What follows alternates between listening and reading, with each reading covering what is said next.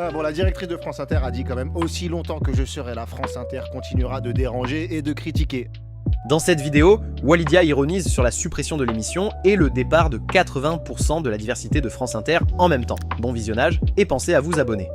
Salut mes petits gauchistos virés, islamo-éjectés, antifastos dégagés. Hein, je suis désolé, Charline, je croyais qu'on pouvait rigoler ici. Je pensais pas que tout le monde allait perdre son taf. Attendez, mais c'est pas à cause de toi que l'émission s'arrête, hein, Wally? Bien sûr, tu crois que c'est à cause de qui? Des chroniques assassines de Juliette Arnaud, hein, de l'agressivité rhétorique de Laëlia Véron, des reprises de Sardou de Thomas Croisière? Je ne crois pas. En plus, je kiffe, là j'ai un statut de martyr, je suis hyper content de la suppression de l'émission. Je peux jouer le Malcolm X partout, j'ai une street cred de malade mental. Ils veulent me faire taire, je suis trop dangereux pour le pouvoir, heureusement que je fais pas de moto. Tout ce qu'ils ont trouvé pour que je la ferme, c'est de virer tout le monde en même temps. Bon, la directrice de France Inter a dit quand même: aussi longtemps que je serai là, France Inter continuera de déranger et de critiquer, hein, sauf le matin, hein.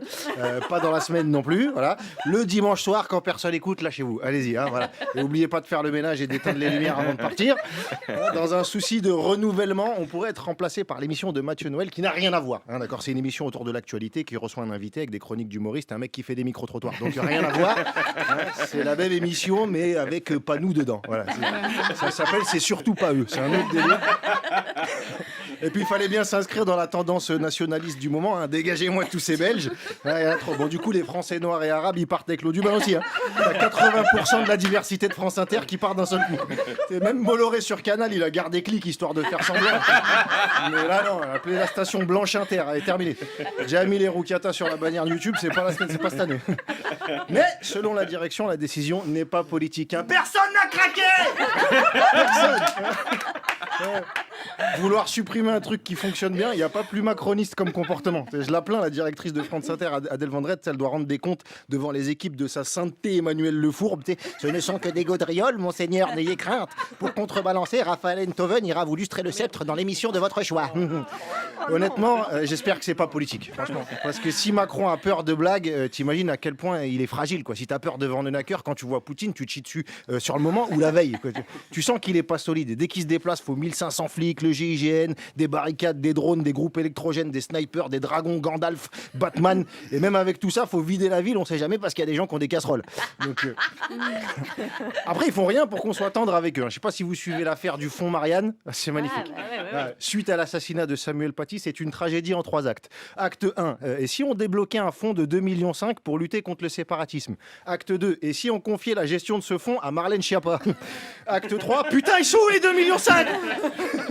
L'association qui a reçu le plus de thunes, c'est l'USEPPM, c'est l'Union des sections d'éducation physique et de préparation militaire. Ouais, parce qu'apparemment, la meilleure façon de lutter contre le séparatisme, c'est les talons-fesses et le tir de suppression, hein. Mais bon, je vous rassure tout de suite, l'assaut a rien branlé, hein, à part se verser des salaires. Selon Mediapart, l'assaut s'est vu attribuer une subvention de 355 000 € avec un dossier de candidature de 7 phrases. Ça fait 50 000 balles la phrase. Tu sais, dans les phrases, il y a bonjour, veuillez agréer. Ils ont dû regretter de ne pas en avoir écrit plus.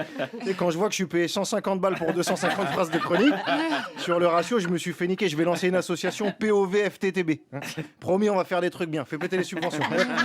C'est déjà scandaleux de distribuer l'argent public n'importe comment, mais le faire en instrumentalisant le meurtre de Samuel Paty, c'est un miracle de ne pas mourir étouffé dans sa propre honte. Tu vois. Mais bon, là, on parle de Marlène Schiappa.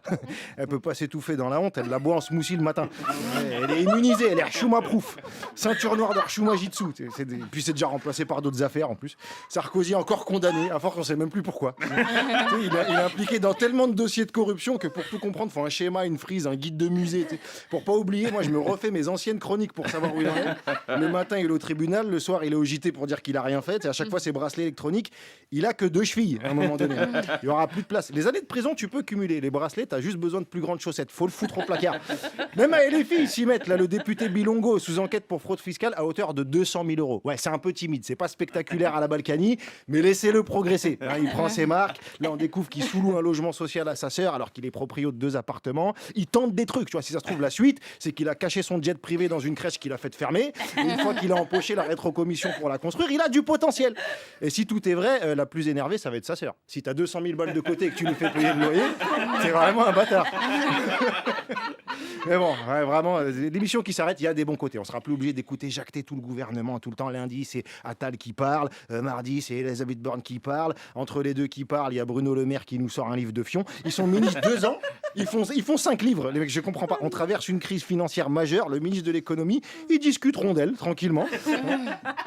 On va se manger un mur. Il nous parle de dilatation. Qu'est-ce qu'il a? Il veut nous faire passer un message. Vous voyez un accouchement? Préparez-vous à la même chose, mais dans l'autre sens. C'est unisexe. Ouais, voilà. Encore une évocation de l'insertion non consentie d'un corps étranger dans un orifice non prévu à cet effet. Ils ont raison. On est fatigués en fait. J'imagine pas la fatigue de ceux qui n'ont pas la chance d'avoir l'exutoire que m'a offert cette émission. Alors je continuerai, même s'il faut le faire depuis les chiottes de Radio France, les amis du Sextile. Pensez à vous abonner.